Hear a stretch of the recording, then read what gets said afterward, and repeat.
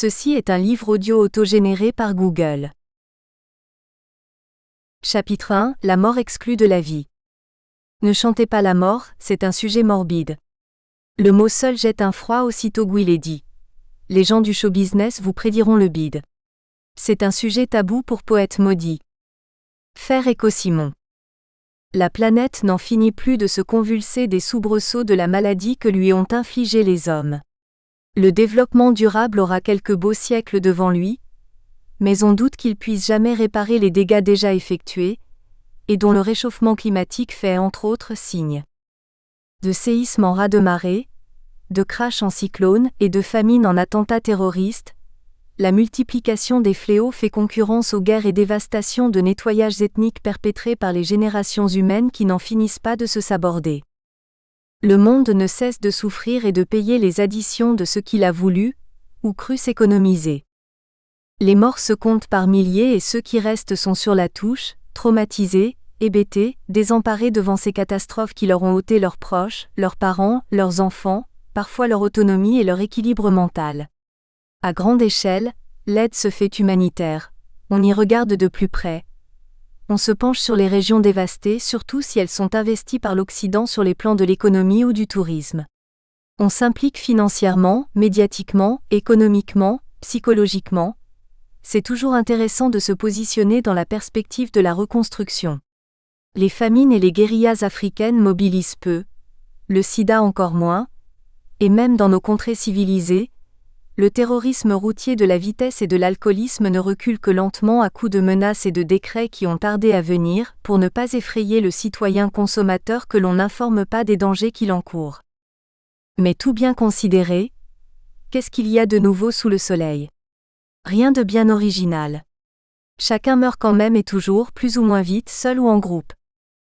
La mort individuelle et le deuil ne font pas recette et n'ont pas bonne presse dans nos sociétés dites de consommation, où tout s'achète et se jette en un rien de temps, où l'on ne répare ni ne garde ce qui a vieilli. Pourtant chacun devra un jour ou l'autre, s'y confronter et lutter en marge de son chagrin, avec le non-dit et le rejet qui font les caractéristiques du discours bien pensant de la majorité dans nos pays dits civilisés. Seul débat à contrevenir à cette omerta, celui sur l'euthanasie dont on voit, s'il défraye la chronique médiatique, qu'il ne fait pas foule à la Chambre des députés pour y être discuté. Les mentalités ont la vie dure et les avancées demandent de longs combats, depuis ces cas de conscience éthique en passant par la plus large gestion de la douleur, pour arriver à une vraie implantation des soins palliatifs et à des prises en charge globales systématiques. Échappant quant à eux au silence habituel, les cataclysmes de la planète émeuvent un temps et restent pour quelques soirs à la une des journaux télévisés. Sur fond d'images chocs et de commentaires people et pathos, la compassion nous déleste alors de quelques euros et de notre sentiment de culpabilité, puis la page se tourne laissant lâchement l'affaire aux mains des ONG et des survivants. La mort en grande envergure est mise en scène, récupérée, considérée. L'Occident se déculpabilise et paye. Les survivants sont accompagnés, pris en charge, épaulés avant de retourner à l'oubli et à leur chagrin. Il faut faire vite, une catastrophe en chasse une autre. Bam, Sharm el-Sheikh, la Malaisie et l'Indonésie. Chez nous, au un par un, dans ce monde civilisé qui éradique la mort comme étant morbide, malpropre, politiquement incorrecte, on l'évite, on la tait, on en expulse toute trace, on meurt d'une longue maladie, on n'est d'ailleurs pas mort mais parti. Qu'est-ce que nos sociétés attendent pour regarder la mort en face? Un ici et ailleurs. Madame Monsieur est l'épouse encore très jeune, d'un homme de 75 ans. Celui-ci souffre d'un cancer des os qui se généralise.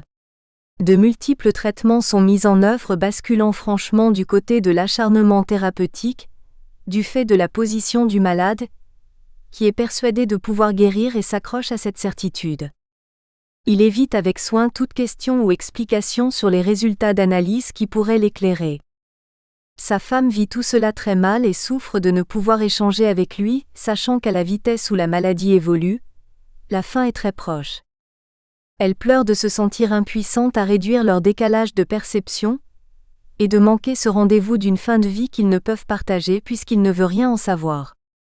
Leur fils fait une dépression, arrête des études brillantes et s'enfonce à son tour dans un traitement allopathique antidépressif. Sa mère s'oppose expressément à tout suivi psychothérapeutique sous prétexte que chez eux, on n'a pas besoin de ça. Voilà une famille qui allie deux facteurs de difficulté quant au déroulement ultérieur du deuil, le déni et le refus de toute aide. Regarder la mort en face quand on est vivant n'est pas une sinécure. Personne ne veut parler de la mort. Et encore moins entendre en parler. C'est un sujet tabou. On peut jouer sur des mots simples mais parlant dans l'ambiguïté de leurs consonances. La mort est tue et de ce fait, elle tue en nous ce qu'il y a de plus vivant et courageux lorsque l'on tente de l'évincer de la parole et de la représentation imaginaire. Non dite, elle prive les vivants de la faculté de s'y confronter, de la considérer, de l'affronter avec courage et avec sérieux. Or elle n'est jamais bien loin dès que l'on parle du vivant. Plantes, animaux, humains, tous y sont soumis en passant par l'accident ou la lente dégradation de la vieillesse. Mais seul l'homme en a une conscience anticipée. Un corps, c'est une merveille ou une énigme hallucinante. Qu'est-ce qui fait que tout cela tient et fonctionne avec la complexité des mécanismes ? La science le découvre petit à petit, mais on peut s'arrêter 2 minutes devant cet exploit et s'interroger sur ce qui fait que ça marche ou à l'inverse, sur ce fait que tout peut s'arrêter d'un instant à l'autre. Se pencher sur cette hypothèse fait surgir une peur archaïque qui se transforme immédiatement en facteur d'angoisse, et l'homme a une nette faculté à changer rapidement de préoccupation. La mort repasse au refoulé, au nimbe de l'inconscient et l'on évite scrupuleusement de laisser revenir ce savoir vers les zones de la conscience. Les peurs comme celle-là, on préfère les ignorer ou les transformer en quelque chose de plus soutenable. D'autres peurs, mais que l'on peut nommer, cerner, définir, identifier, elles se transfèrent sur l'autre, celui qui est différent par exemple, le jeune des banlieues, l'étranger, l'ennemi, un système politique, etc. Là, au moins, on sait contre quoi l'on se bat avec une certitude de trouver un adversaire contre lequel on pourra avoir quelque chance de sortir vainqueur. C'est bien plus rassurant. La mort, elle, laisse son adversaire sur le carreau sans merci, sans alternative. De ce fait, on croit se protéger en n'y pensant pas. Les jeunes veulent l'ignorer parce qu'ils sont jeunes et encore dans cette partie de la vie où l'on n'a pas conscience d'une fin possible, parce que la santé va, et aussi parce que les parents sont encore là. Dans la deuxième partie de la vie, c'est encore plus flagrant car la santé peut défaillir, on le sait. Les amis, les collègues ont commencé à disparaître les uns après les autres, toujours beaucoup plus vite que ce qu'on imaginait et les parents eux aussi, ont laissé leur place. Il n'y a plus cette barrière du nous-mêmes de 2 générations entre soi et la mort. C'est paniquant, le fardeau est trop lourd, l'angoisse trop forte, trop présente pour se pencher sur sa propre fin qui approche, alors on préfère ne pas y penser, refouler tout cela au plus profond d'un oubli factice. Et pourtant, partout la mort est présente. Elle fait partie de la vie. Il n'y a pas d'instant où elle ne se fasse connaître et représenter pour chacun. Elle est cependant bien parquée dans ces camps retranchés que sont les maisons de retraite dont le terme policé cache celui de mouroir, et dans les hôpitaux, où l'on meurt beaucoup depuis que l'on ne meurt plus chez soi.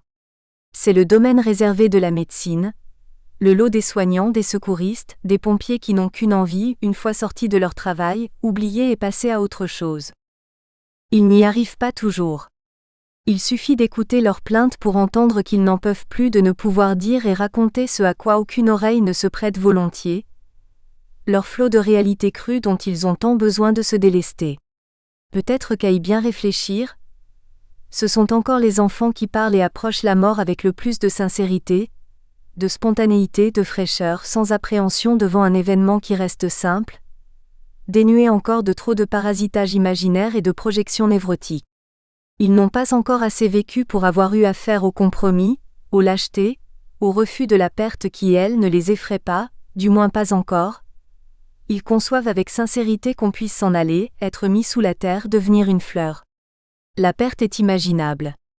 Elle l'est moins pour les adultes et ils le savent. Cette confrontation inéluctable passe par le deuil, le temps du deuil qui touche chacun en son fort intérieur mais aussi atteint l'infrastructure du groupe familial, dans la relation de fratrie ou de parentalité. Et pourtant la tendance est à faire l'autruche. Tout vivant va y être confronté pour lui ou ses proches, à un moment ou à un autre. C'est une dure réalité dont les modalités varient cependant en violence, en souffrance, et sont plus ou moins surmontées ou rejetées selon leur niveau d'acceptation. Elle est vécue différemment selon les relations entretenues entre les proches et surtout avec soi, et ce que l'on est. Dans le contexte familial où se soudent inextricablement les liens et les places, la souffrance se fait un vecteur commun. Elle oscille entre la douleur personnelle et la douleur des autres qui souffrent aussi au plus intime de leur chair. Et la solidarité qui préside ou pas dans le groupe va être plus ou moins facteur de soulagement. Selon les positions de chacun et son rapport à la perte, les discours changent et les choses se formulent plus ou moins clairement. L'Occident se fait tout de même le modèle du traitement de la mort par le silence. Elle est sujet tabou par définition. Cela ne cesse pas d'étonner d'autres civilisations qui, du bas de leur sous-développement, pourraient nous en remontrer en matière de solidarité et philosophie. Citons Marc Durin-Valois et son superbe livre Chamel, ce rapport étrange et étranger à la mort qu'ont nos sociétés dites civilisées, d'autres civilisations s'en étonnent, pour vivre elles-mêmes les choses différemment. Il fait dire à son héros, un nomade africain en migration à travers son pays dévasté par la famine et les guerres tribales, dans les pays d'opulence, il paraît que les hommes s'assoupissent. Ils ne se réveillent qu'à l'heure de mourir, avec un sentiment de terreur absolue, leur existence soudain plus nue que tous nos déserts. On m'a raconté cela, c'étaient des gens qui avaient vécu dans la richesse et même en Occident. Il se manifeste une autre approche dans ces contrées, où le quotidien accueille et prend en compte cette donnée inéluctable. Même les rites s'en font le miroir. La mort s'intègre à la vie. Les vivants chantent, pleurent, vivent autour des tombes pouvant s'y retrouver et partager un moment avec leurs morts. La notion de la destinée, l'espoir d'une vie meilleure, l'empreinte de la religion, la croyance dans la possibilité de renaître dans une autre vie ou la vie éternelle, portent ces populations. De plus, au quotidien dans le tiers-monde, la promiscuité, les épidémies et le manque d'hygiène, l'habitude et le fatalisme ou le réalisme sur la fragilité de la condition humaine sont des données bien éloignées de celles de nos pays où l'on a perdu le sens commun et où nous nous accrochons à la toute-puissance médicale comme à une réponse exhaustive. Dans la solennité compassée de nos cimetières où les mausolées se disputent l'aura des statuts sociaux, ces actes de vie, manger, fumer, écouter de la musique, n'ont pas loisir de trouver place. Un chien que l'apostrophe on amène sur la tombe de son maître devient insulte, un instrument qui retentit choque les oreilles des bien-pensants.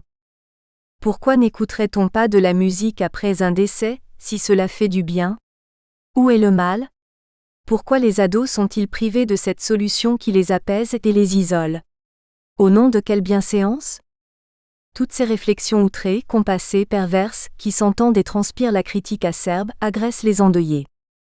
Ceux qui souffrent longtemps s'entendent dire sans pudeur, change de vie, passe à autre chose, sors, amuse-toi, oublie et tourne la page. De quoi se mêle-t-on? Qu'en sait-on? On peut avoir envie de rester dans sa douleur, le temps qu'il faut. Celui-ci diffère pour chacun. Il n'y a pas de norme. Il ne s'agit pas de tomber dans la dépression, la mélancolie ou une pathologie du deuil, mais il est à faire cependant puisque c'est l'expression consacrée au sens de traverser une période. Faire, pas dans le sens de passer à autre chose, mais au contraire dans celui de mettre le chagrin à l'œuvre, à l'ouvrage. Il faut du temps pour prendre le temps de faire son deuil. Ce n'est pas un vain mot et il ne veut d'ailleurs pas dire oublier, mais traverser une épreuve avant de pouvoir continuer à vivre en ayant intégré la perte et en étant en mesure de la supporter et de faire avec. 2. Le réel de la mort. La mort n'est pas rose. C'est se fourvoyer de penser que mourir puisse être un long fleuve tranquille ou une harmonie paisible. Elle l'est parfois, mais ça reste assez rare. Au moment de la publication de la première édition de mon précédent ouvrage sur la mort en service de soins palliatifs, le diffuseur a refusé de mettre en couverture une reproduction d'un de la tour, tableau où la présence d'un crâne sur les genoux d'une femme enceinte éclairée par une bougie et se regardant dans un miroir, ce qui me paraissait symboliser assez bien le propos, a été considéré comme pas assez vendeur, pas commercial et pouvant décourager le lecteur. Donc pas d'illustration, hormis une proposition de paysage abstrait que j'ai préféré refuser. Or justement je m'évertue à y dire que la fin de vie et ce passage de la mort révèlent sans embâche ce qu'il en est de la solitude et du réel de la mort et que c'est cette situation qui est à affronter. Que le marketing fasse le lit du mensonge pour ne pas inquiéter les gens, c'est justement ce que je dénonce à l'encontre de toute cette littérature à l'eau de rose qui sévit dans le grand public et qui l'endort dans l'ignorance et l'illusion. Je le répète, La mort est un passage qui n'amène ni à un coucher de soleil, ni à un poétique envol vers l'horizon. Cette fausse et factice compassion ne soigne pas, ne guérit pas, n'aide pas à supporter la douleur. Le mourant à qui l'on tient la main est seul, et ce, malgré votre présence et vous aussi et peut-être encore plus. Et je n'aborde même pas l'isolement créé par l'effet de choc. Le traumatisme que ressentent les patients quand on leur annonce un diagnostic peu optimiste, au vu de la manière sans tact dont cela se passe le plus généralement. Cette solitude, il faut être très solide pour l'affronter. C'est ce qui fait que tellement de familles se dérobent, que les amis fuient, que les proches n'accueillent plus la mort à la maison. Trop dur, trop lourd, trop impressionnant. Comment tolérer les odeurs, les escarres, la dégradation, la souffrance morale, la peur, l'angoisse du mourant? Comment écouter ce qu'il pourrait vouloir en dire? Le regard sur cette solitude qui insiste, c'est ce qui est le plus pénible et insupportable. Si l'on veut être cohérent et donc crédible, il ne faut pas leurrer les lecteurs car ils seront un jour percutés de plein fouet lorsqu'ils seront confrontés à cette réalité. C'est là que les familles doivent être aidées, mais pas dans le registre du pathos, et encore moins du voyeurisme, mais au contraire dans le respect de la vérité et dans un accompagnement digne de la gravité et de la dureté de ce moment. Après, que cela crée de la solidarité et de la compassion, oui, pourquoi pas. Dans nos pays évolués et riches, nous nous accrochons à cette notion de la toute-puissance médicale qui est devenue une telle évidence, une telle garantie, qu'elle se voit immédiatement mise sur la sellette des procès lorsqu'elle déroge sur une incompétence ou une erreur humaine. Or elle atteint doublement ses limites face à la capacité de l'humain à générer la mort coûte que coûte.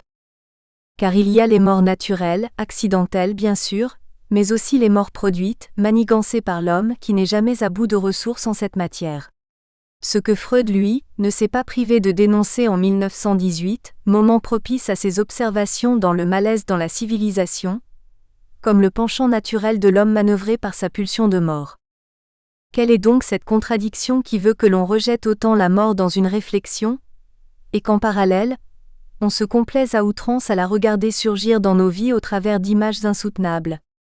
Il est vrai qu'elle se tient à distance, ailleurs, au loin, médiatisée au travers des ondes ou des écrans.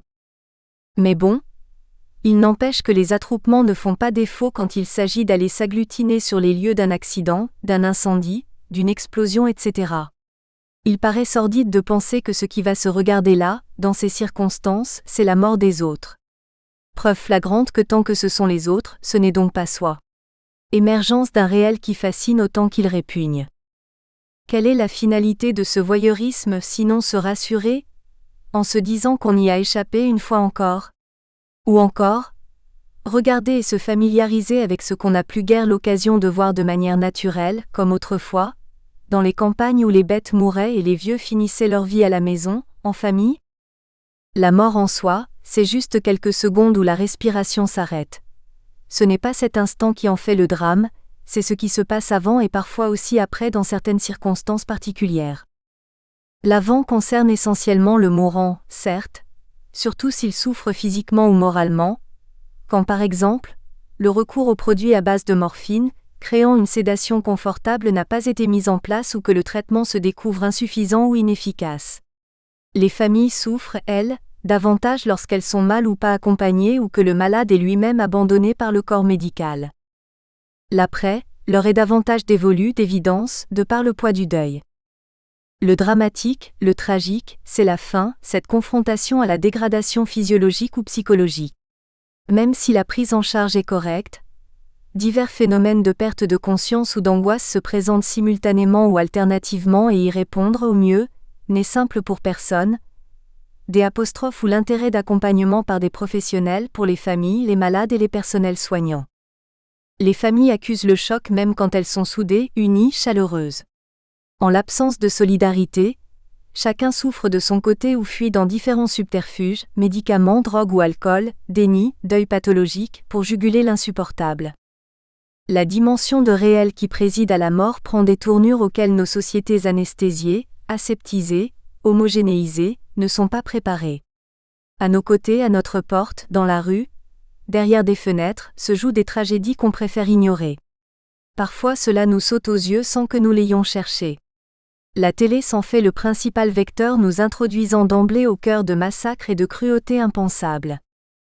Le choc visuel et le choc psychologique sont indissociables des multiples catastrophes qui affligent notre planète.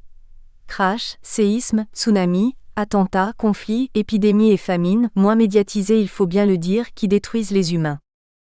On ne sait que citer entre le Liban, l'Indonésie, l'Irak, Israël, l'Afrique, Madrid, New York, Londres, tant le choix est vaste et constamment renouvelé. Les journalistes, pourtant aguerris, n'en peuvent parfois plus eux-mêmes. Cela a toujours existé, mais sans cette multiplication d'images et de reportages en direct. Les médias retransmettent de partout ces images terrifiantes. Dévastation, cadavres mutilés, inidentifiables, des détails sordides, des restes, des objets, chaussures, vêtements flottant en mer ou accrochés dans les arbres après un tsunami. C'est l'horreur au bout de la caméra, en direct, et les spectateurs regardent cela à l'heure du JT en mangeant en famille. Ça, c'est pour le choc des images. Quant aux mots, ils sont rarement adéquats, nuancés et bien posés, tant l'emphase et le manque de tact sont de mise dans le paysage de la grande écoute. Mais après le blackout est complet. Qu'en est-il de l'après pour les familles, par exemple des touristes noyés en Indonésie? Là, pas de suite médiatique, le silence, rien que le silence de l'oubli. Le drame se joue pourtant après, sur la durée. Un reportage traitait un peu les choses par le vif après Sharm el-Sheikh, où un journaliste s'était intéressé aux démarches officielles concernant les décès et les identifications. Il montrait ce moment pathétique où, au vu des listes détenues par le ministère, les gens appelaient au numéro mis à leur disposition afin de savoir si quelqu'un de leur famille figurait parmi les disparus ou les victimes. Il y avait alors ce temps d'attente où le téléphoniste consultait la liste en fonction de l'orthographe alphabétique. Temps de vide, suspendu à un souffle de la personne qui va reprendre la parole, porteuse de soulagement ou de la nouvelle terrible. Ce temps de silence entre deux moments où la vie bascule vers le drame, le journaliste a su le filmer en le faisant entendre. Terrifiant, celui d'avant la nouvelle où tout espoir peut encore se soutenir ou alors s'effondrer. En Malaisie, on voyait très bien comment l'espoir faisait tenir des familles dans cette consultation compulsive, dans les centres de secours ou de regroupement des corps, de listes de noms inscrits. Pour d'autres, tout était consommé. Mais pas encore pour elles, qui voulaient y croire encore alors qu'elles savaient parfaitement qu'il n'y aurait pas de survivants. Puis les familles, malgré leur peine, se voient confrontées, si les corps sont retrouvés mais non identifiés ou identifiables, à toute une cohorte de questionnaires et démarches administratives. Recherche de radio chez les dentistes, rassemblement des détails de particularités sur les corps, anciennes fractures, broches, cicatrices et maintenant, prélèvement ADN sur quelques objets ou vêtements dont elles ont à faire le recensement pour orienter les légistes. Une réalité des plus crues, plutôt que de se laisser aller à leur douleur. Seuls les nettoyages ethniques et les guerres ont pu égaler cette horreur d'une morbidité dévastatrice sur laquelle se posent nos regards. Les populations occidentales ne sont pas armées pour faire face à ce côté sordide et angoissant, au-delà de la mort. Le confort, l'hygiène, les acquis dits de la civilisation, ont mis les générations actuelles à l'abri de trop d'adversités. Aussi celles-ci sont-elles complètement déphasées lorsqu'elles débarquent dans un monde d'horreur totale, sans référence à des expériences préalables. Lionel, jeune militaire de retour de mission en Yougoslavie, n'arrivait pas à faire coexister les images des drames auxquels il avait assisté sur le terrain, et ses permissions où il côtoyait par habitude des groupes de jeunes de son âge dont la préoccupation essentielle consistait à sortir en boîte ou à se faire bronzer sur la plage. Décalé de ses proches et relations, il ne trouvait évidemment pas d'oreille pour épancher ce qui le débordait, et ne trouvait plus de terrain d'entente et d'échange avec ceux de sa génération, incapable de comprendre ce qui l'écartelait. Personne ne voulait entendre dans un tel contexte ce qu'il serait amené à raconter, et il se voyait obligé de garder tout cela pour lui, jusqu'à n'en plus pouvoir. En séance, il lâche sans retenue ni censure dans des torrents de larmes trop longtemps retenues, tout ce que l'humain peut faire de plus ignoble à ses semblables.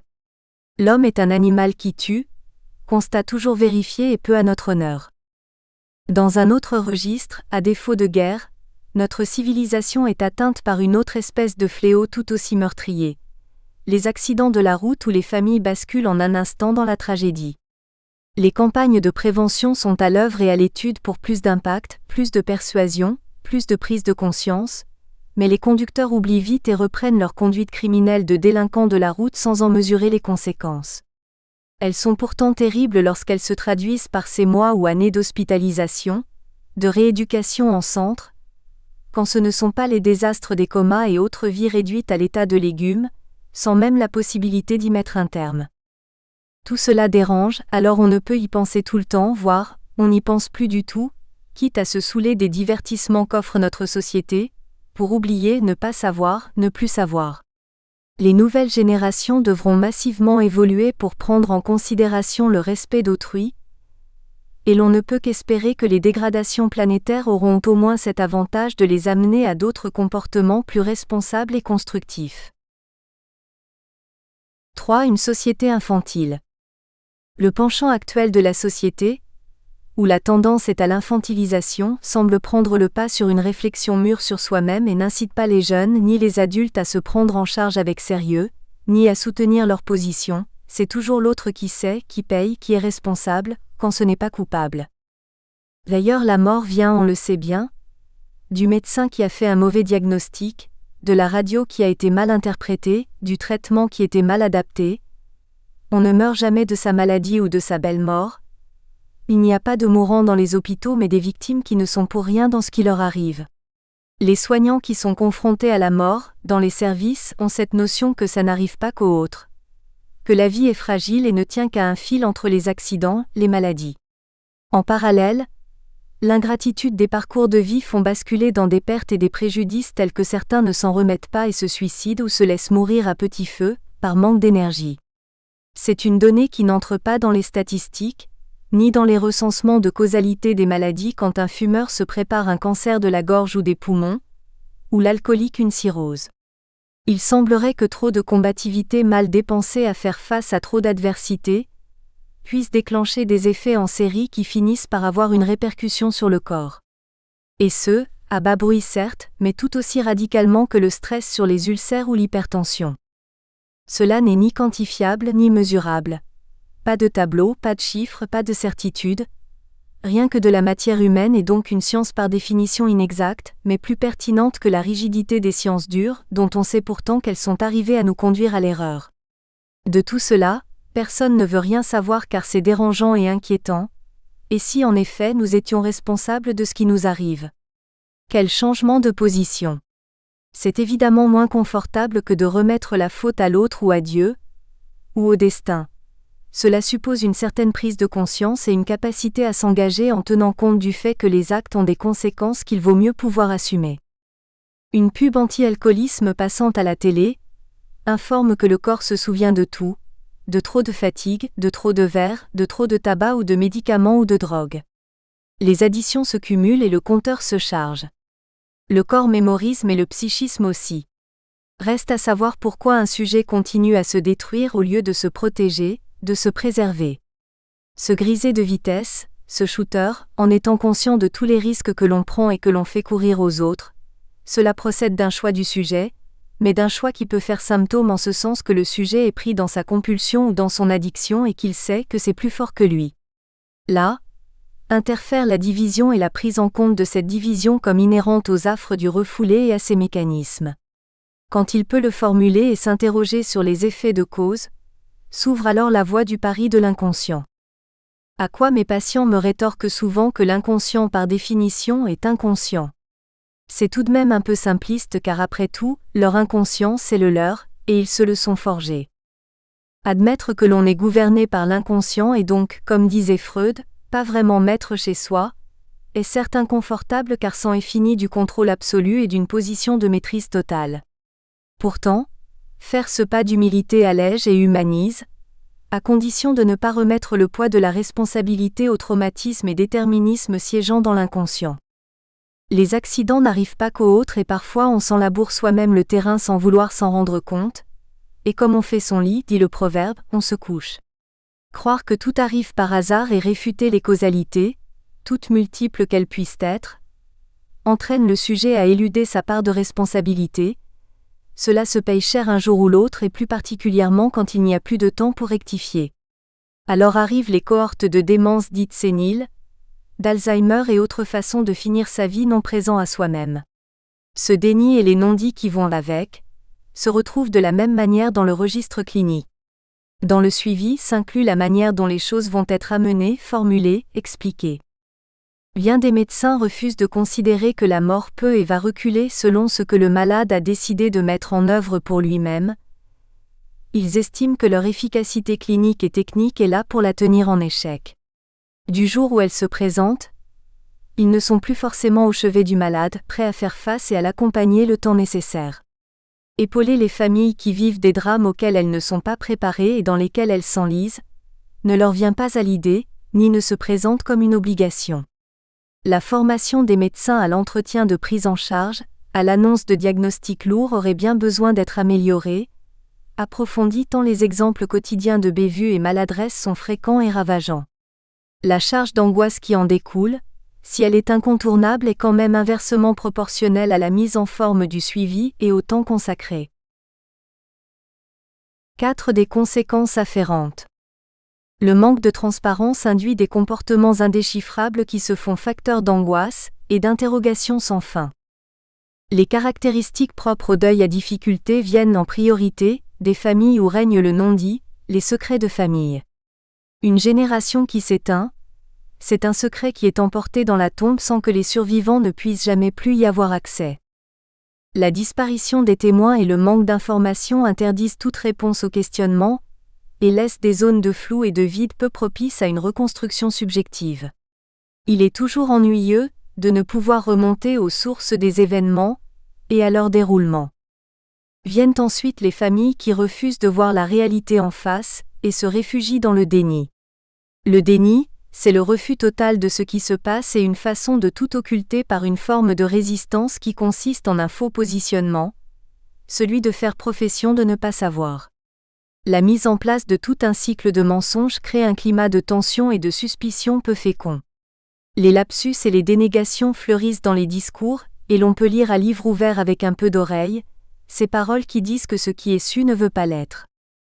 Ce refus des faits entraîne une incapacité à s'adapter à toute nouvelle situation au profit d'un maintien mensonger d'un état de choses qui n'est plus d'actualité. Le déni, la conspiration du silence ne sont pas profitables au malade qui ne sait plus dans quel registre se situer pour s'inscrire dans les échanges, pour peu qu'il en reste.